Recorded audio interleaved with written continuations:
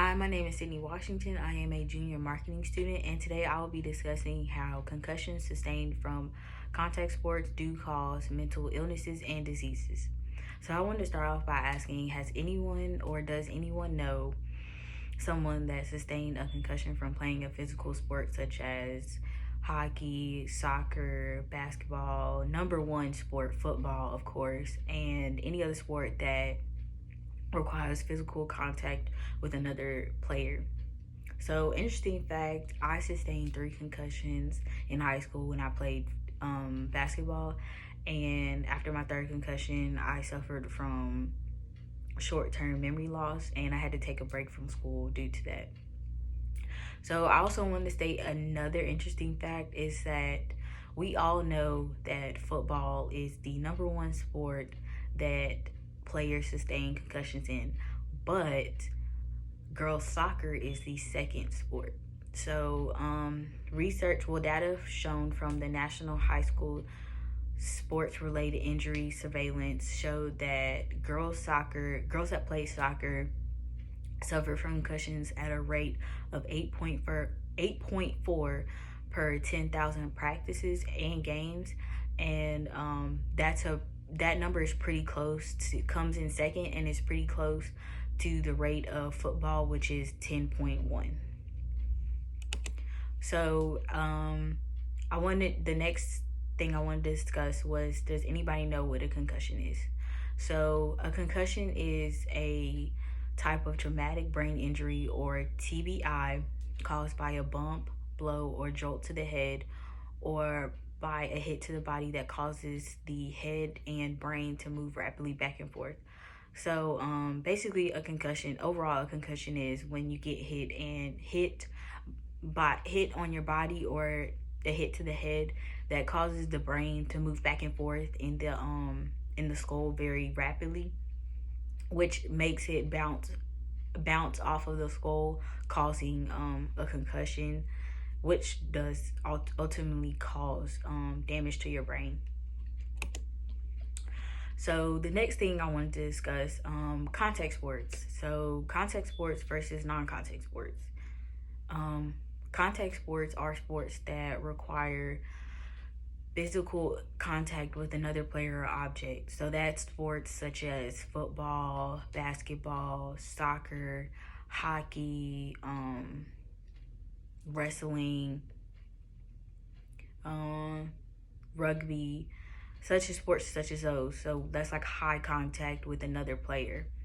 Um, so for basketball, that's really doesn't require you to come in contact with another player, but sometimes you can. Soccer, mainly you do, but for football, that is like the main requirement of that sport is for you to make tackles with another player that is on the field.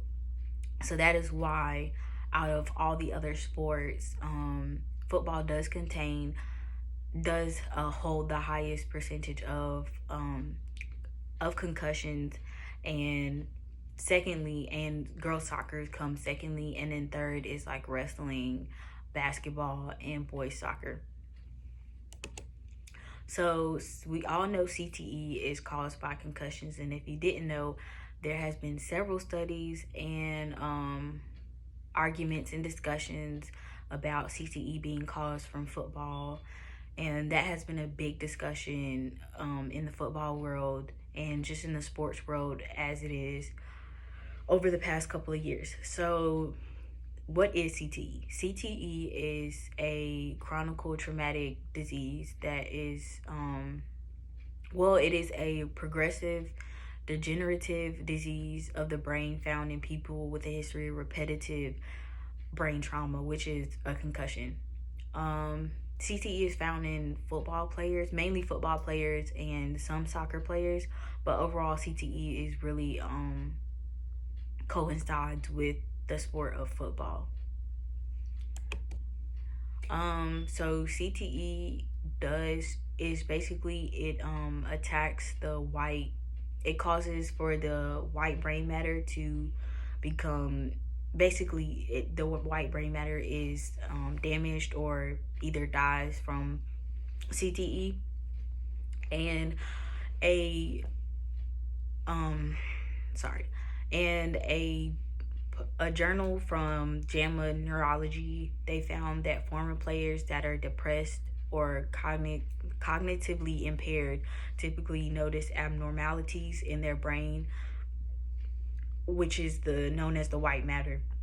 So this goes hand in hand with when I was saying earlier that people that athletes that sustain concussions from a contact sport um, do have mental diseases and illnesses. Clinical depression is one of those mental illnesses, and this study showed that out of 20, JAMA tested 23 retired soccer players slash football players, and it was found that most of these soccer players slash football players did show signs of depression or were diagnosed with depression because the white brain matter shown from their MRIs was